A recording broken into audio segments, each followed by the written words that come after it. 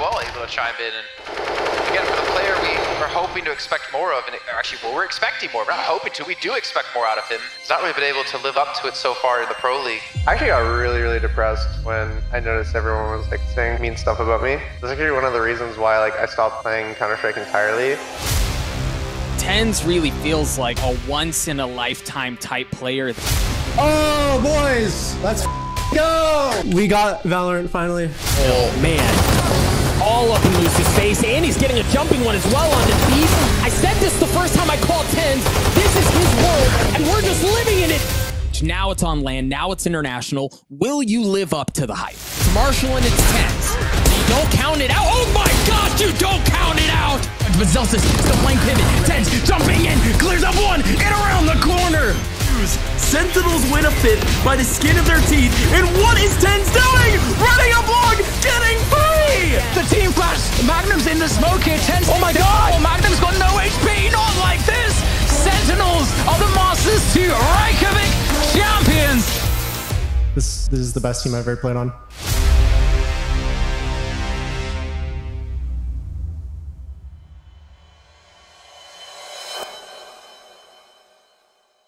Tyson TenZ No is anything but ordinary. After being introduced to Counter-Strike by his uncle at a young age, TenZ spent his teenage years terrorizing the North American FPL scene. He was a young prodigy with inhuman aim and reaction time, and before long, one of NA's most prestigious CSGO teams came knocking.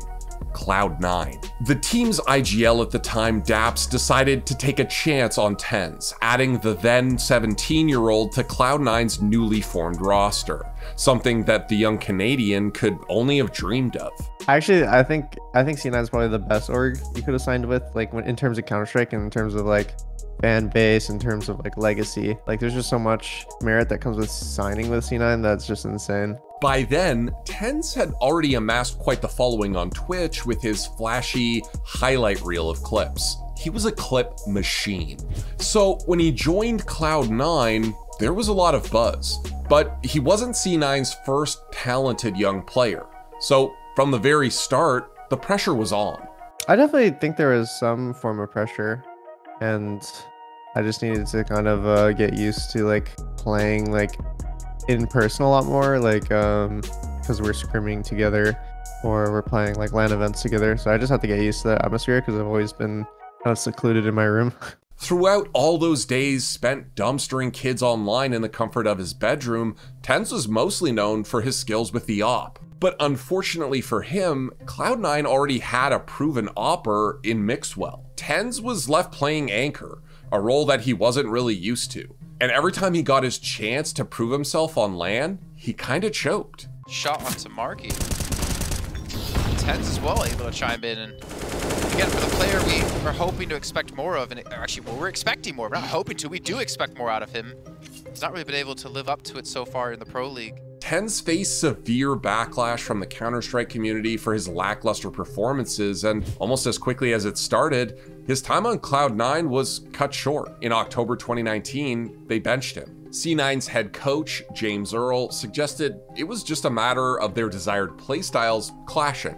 But even after the announcement, the CS community gave TenZ a hard time, and their harsh words were really starting to take a toll on his mental health. I actually got really depressed when I noticed everyone was like saying shit or mean stuff about me, and that's actually one of the reasons why like I stopped playing Counter-Strike entirely. Naturally, TenZ returned to streaming and content creation after this setback. Of course, his crispy aim continued to shine, but his fans started to fall in love with something else: his always easygoing personality. He played like one, but he wasn't a stone-cold killer. He was just a shy weeb who, like most ranked players, could never decide what in-game settings he wanted to use. He was infectiously relatable, and before long, an opportunity presented itself that would change TenZ's life forever.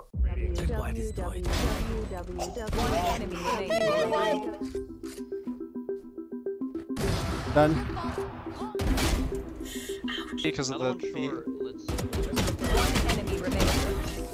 And it didn't take long for TenZ to realize he made the right decision. His stream suddenly featured tens of thousands of new viewers, and he became the first player to hit Valorant rank on the NA server.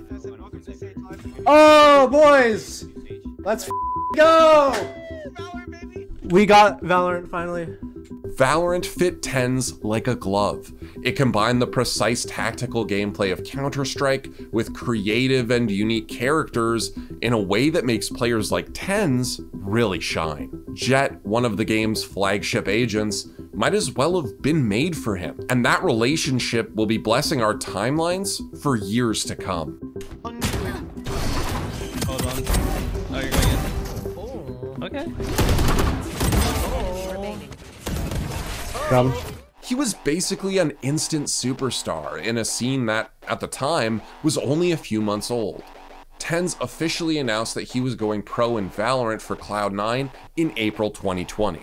And once Cloud9 signed some of his former CS teammates, he was ready to prove himself. Throughout the summer, he showed that he was one of Valorant's most exciting players to watch. It'd be what it be, my friend, but now Immortals. After that last one, are you joking me? Has TenZ really just pulled another collateral? Immortals.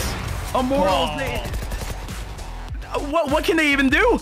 They make their way on site.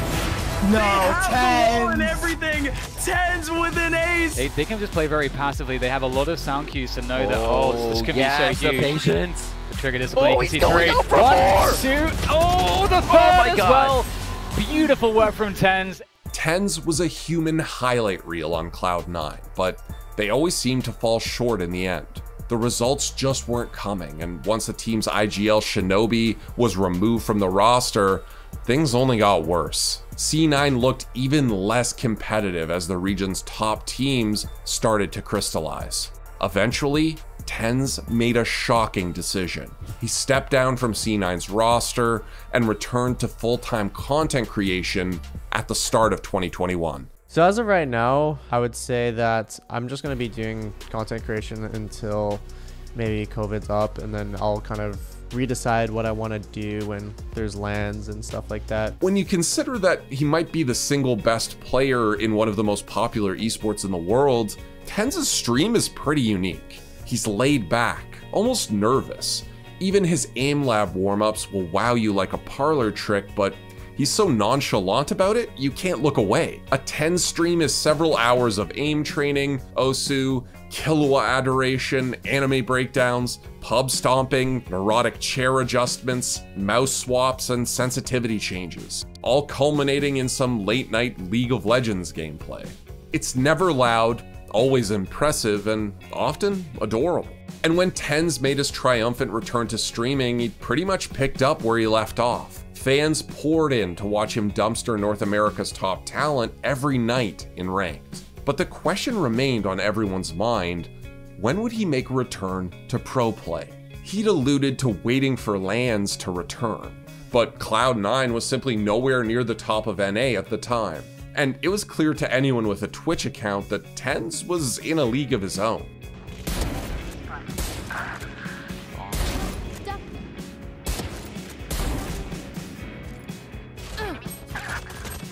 One enemy remaining. Last one's 42. Left side. He's either going a long way around to the right or he's on left.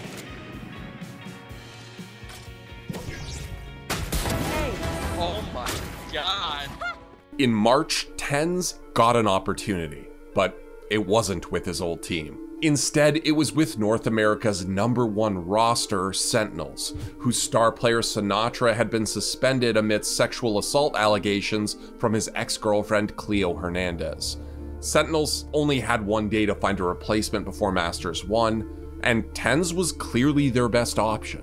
I think I woke up one day and I just looked at my Twitter DM and Shaz messaged me and said, "Hey, you want to fill in for a tourney?" I was like, okay. Sentinels managed to acquire TenZ on a 1-month loan, but nobody knew how he'd match up against some of the best players in North America in competitive play. Some of them had grinded the game since launch with their pro rosters, and for the past couple months, TenZ was streaming, talking about Attack on Titan, and playing Osu in queue. But on March 12th, when he hit the server for Sentinels at Masters 1, North American Valorant would never be the same. Shortly behind that is TenZ. He's got the frenzy, and he's got a kill. Man, all up in Moose's face, and he's getting a jumping one as well onto Thief.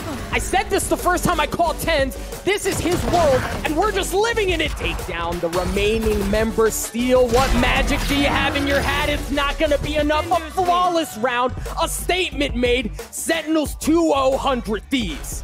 With TenZ on the roster, Sentinels looked unstoppable. They only dropped one map on their way to earning the game's most prestigious title to date. And with virtually no practice prior to the event, TenZ was quick to praise Sentinel's IGL, Shazam. To give credit to Shaz, think about if we didn't practice at all for 3 days for the entire event. We played 2 scrims yesterday, and that's the only time we scrimmed. We didn't scrim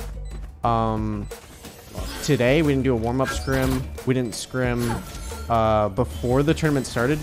We literally scrimmed like the daybreak, just 2 scrims at all. And he was able to explain most stuff that they would do and stuff within like an hour, and kind of slot me into the role. And then he was able to kind of like counter call against LG. He was able to get some good reads against Honor Thieves. He was getting some good reads. So Shaz's IGL ability is insane. And while TenZ was in awe of his new teammates, the feeling was certainly mutual. He's an insane player, a really good teammate. He just adds like so much unpredictability because like he doesn't, and this is like the most backhanded compliment I feel like, but he doesn't play like the right way all the time, right? But like no great player does, you know? He'll do shit that I would never do, but he's so insane that he'll make it work. And then even when he doesn't make it work and like he gets punished for it, he's a good teammate where he'll admit that it didn't work out, and he'll make the good comms, and he's just a person that's impossible to get mad at even when he makes mistakes. And I just feel like having that as a teammate just brings up like everybody. There wasn't much time to celebrate their Masters 1 victory though. TenZ and Sentinels quickly began their seemingly endless qualification process for Masters 2 right away, with the ultimate goal of qualifying for Valorant Champions in December, the game's first global championship. Their future was racked with uncertainty though. Despite the success he and his new roster had enjoyed, TenZ only had roughly 1 week left on his loan. It was now or never if they wanted to qualify for Stage 2 of Challengers with him. But when they ran into Built by Gamers, they were in for a shock. They're down a player. Health bars are low. Will looking to spray through the smoke, taking some damage in response. Pure on the flank finds one. The defuse now being stuck by Shazam. No, he's forced to hop off. The kills will come through, and there it is. BBG first across the finish line. We'll see him in the closed qualifiers, and they dethrone the NA King. Kind of depressing in the moment, but it's like, damn, like we just lost in the qualifier. Like it was a good run, guys. Thanks for the invitation, man. Everyone was shocked, and TenZ thought he might have played his final game with Sentinels. To his relief, Sentinels announced a week later that TenZ would be competing with the team through the end of Challengers Finals, and they made sure not to waste their second shot at Challengers qualification, defeating every team they faced to earn a spot where the stakes would be higher than ever. This wasn't just another qualifier in a sea of online Challengers events. There was a spot in Riot's international LAN in Reykjavik, Iceland up for grabs. And if there was ever a time for Sentinels and TenZ to show up, it was now. He's looking for something cheeky, could be able to dash on with that judge, but Zelsis still playing pivot. TenZ jumping in, clears up one, and around the corner. Well, it's Marshall and it's TenZ, so you don't count it out. Oh my gosh, you don't count it out! And play the retake game. Like right now, the timing's not perfect for Zombs, but it doesn't really matter because TenZ is gonna drop everybody with his help. And it's a flawless victory for Sentinels. Version 1 not looking like they have options in some of these rounds. Sentinels dismantled every single opponent at the North American Challengers Finals to earn their spot in Reykjavik as the region's #1 seed. And to top it off, Cloud9 CEO Jack Etienne took to Reddit to confirm that a long agreement was already in place, which would keep TenZ on Sentinels' roster for Masters 2. And once TenZ and the team arrived in Iceland, they never let their foot off the gas. Oh, that's a good early defense coming through from TenZ, and Shazam knocking down everybody here for Fnatic. Very little left to work with. Time is against them here as well. Shazam, he doesn't stop. Another one for him. That's all Durka can do to maybe get a couple kills there, keep some damage there, but Shazam finishes it off with style. Lovely stuff. TenZ has a lot of work on his hands here. He's not going to be able to deal any damage. It's up to Dapper there. Oh, no! What the hell was that from Dapper? Sentinels were pretty quick to derail the EU hype train, and they had a blast doing it. But most importantly, the team was bonding outside of the server. Iceland provided TenZ with an opportunity to finally meet his teammates in person, and it didn't take long for everyone to warm up to him, especially Dapper. Yeah, Tyson's like a little kid, dude. He's like a little golden retriever, you know, like a little puppy. So I like talking to him. I like hanging out with him, and you know, he's cool. We all went to Lagoon, but me and Tyson stayed back and like went for longer, like a couple hours more. So, you know, we kicked it, and it was cool. Sentinels just kept winning as the tournament went on, defeating Vikings and New Turn to earn a spot in the grand final versus a Fnatic team they'd already sent to the losers bracket. TenZ and his team had still yet to lose a single map, and when he hit the server in the finals, he popped off. Omen for them, but Zombs is up close and personal to Spectre, running out of bullets though, and the trades keep on coming through. Fnatic still with a chance here, but TenZ is making it impossible. Fantastic finish from him. The spike is already being diffused here by Fnatic. TenZ able to find the headshot onto Durka. The pressure is coming through though. Still a problem, that spike keeps getting restarted on the defuse. Doma has to stick it, but TenZ nails Doma with that Marshall at distance. But they don't have a read on where any of the Fnatic players are yet. Sentinels go in completely dry, thinking they can walk it through, and TenZ has to do a bunch of work to bring this one back into Sentinels' favor. Doma's close, they don't know. Oh my god, he gets flashed! The team flash! The team flash! Magnum's in the smoke here. TenZ. Oh my god! Oh, Magnum's got no HP. Not like this. Sentinels. They're gonna get the defuse. They've done it. Sentinels are the Masters 2 Reykjavik champions, and they do it flawlessly. They didn't drop a single map. They have made history here, Riv, because they are the first global champions in Valorant history. Sentinels claimed Valorant's first major LAN after a close series, and TenZ topped the entire lobby with the highest average combat score to earn himself the title of Grand Finals MVP. Sentinels were quite literally on top of the world. They went undefeated in their championship run, and to TenZ, finally proving himself on LAN meant everything. But even after winning, his future with the team was still uncertain. TenZ, you weren't even on this team a few months ago, man. What? Now you're a LAN champion, you're the world's best. How are you feeling? Obviously, like, I feel wonderful. This team is amazing, and I feel right at home with them, and hopefully I can continue playing with them because this is the best team I've ever played on. I mean, obviously it'd be a no-brainer that I'd want to compete with this team. Like, this team is honestly so amazing. I have fun with them. I can trust all of them. I don't know, they're just the best team it's ever had. And really, like, I would stay if I could, and I really hope I could, so I'm praying. But shortly after Sentinels finished celebrating their international title, TenZ's prayers were answered. You just found out that you're joining the Sentinels full time. Tell me how you feel about it. That's amazing. I'm at a loss of words. That's double good things happened today. We won, and then I want Sentinels. TenZ is now a permanent member of the undisputed best team in the world, and they're showing no signs of slowing down. Sentinels' win in Iceland even earned them enough circuit points to qualify for champions at the end of the year.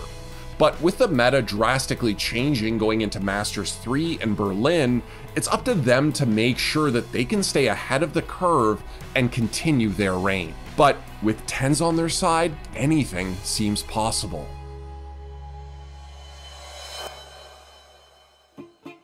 Thanks for watching.